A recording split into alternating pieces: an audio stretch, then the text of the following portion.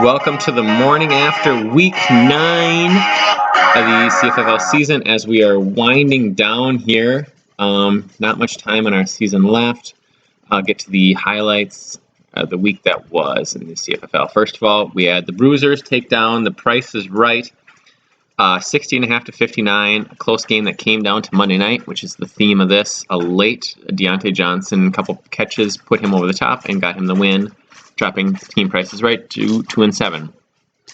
Gargoyles dropped their second in a row to the Horn Dogs, 45 to 44.5. Another game that came down to the Monday night game. In fact, came down to the last play. I think it was the last couple plays where the Bears got a few yards, dropped the Steeler defense to a loss into the points. No interceptions late. So the Horn Dogs moved to 4-5, and they get back a Russell Wilson next week. Another game that came down to the Monday night game. The Cardinals take down the Badgers, 7-2. The Cardinals moved to 3-6 Badgers, 55 to 46.5. Thank you, Najee Harris. Thank you, Pat Freiermuth. Big touchdowns on Monday night to put me ahead and with the win. The Little Big Men take down the Maulers 48.5 to 45. The Maulers did not get enough points on Monday night from the Bears defense or from Khalil Herbert. Had I think the Maulers known that David Montgomery would have got the carries, he probably would have been in, and that might have been enough for the win, but it would have been darn close. The Colts, only team in the league that really showed up on this week, 74 points, take down the Minotaurs to 61.5. Minotaurs fall to 4-5. Colts move to 5-4, move into the playoffs, as you'll see in the next slide. And then Dr. Dangerous, didn't even know this was a game this week apparently. 25 points, which is the lowest in a long time in the league, falls to the Black Dingles 53 to 25. The Dingles stay in the playoff hunt because his points are really bad.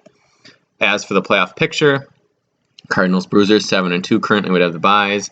Gargoyles at 6-3 right behind. The Colts at 5-4 right behind them. And then there's 5 teams tied at 4-5. The Maulers at 4-5 lead because of the points. The 6th seed this year, remember, goes to the team that's not in the top 5 that has the most points. Even though the Team Price is Right is 2-7, they have a lot more points, as you can see, 634.5. Next up is the Minotaurs at 601, still within striking distance. The Horn Dogs at 582.5. Both those teams are 4-5, so pull ahead of the Maulers, and the Maulers are like at 625-ish in points, so they're right behind them. Badgers at 576.5. They are at 3-6.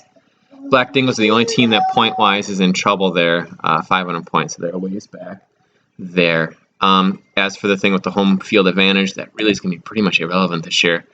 Griff leads the way. I think he's like 40 points in front of me. But when you break that down over a 14-week season, that'd be like 3-4 points. I'm like, I think 40 points in front of Burnt, so that's again 3 points. That's going to be pretty minuscule. The only thing that'll be different is the week 16 and 17 will be a 2-week block. With the home field advantage, it'll be like 1.5 each week. So that'd be minuscule.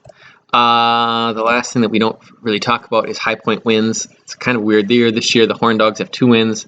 Myself, the Gargoyles, the Maulers, the LBM, Badgers, Team Price is Right, and the Colts all have 1 win. And 0 wins of the Dingles, Minotaurs, Dr. Dangerous, and the Bruisers. So right now, the Horn Dogs will be in the lead for the extra $10. If it's more than one team, I think having it, we'll push it to next year and see. So we're going to split up that $10 very far, as we've done in the past. So we'll see. Right now, Horn Dogs have been playing good, and when he goes off, his team really tends to go off. Finally, game of the week coming up. Top 2 seeds meet this week as the Cardinals take on the Bruisers. Whoever wins has a really good shot at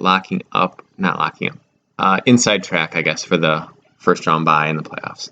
Also this week, as I mentioned earlier, Russell Wilson returns. So good news for the Cardinals with DK Metcalf. Good news for the Colts with Tyler Lockett. Really good news for the Horn Dogs.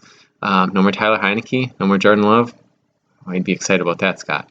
But probably are. So that is the show this week. We will play you out. That really good band, Cocksure Fox, will play out here. So thank you again for tuning in, and we'll see you again next week. Good luck to everybody except the Bruisers. Bye.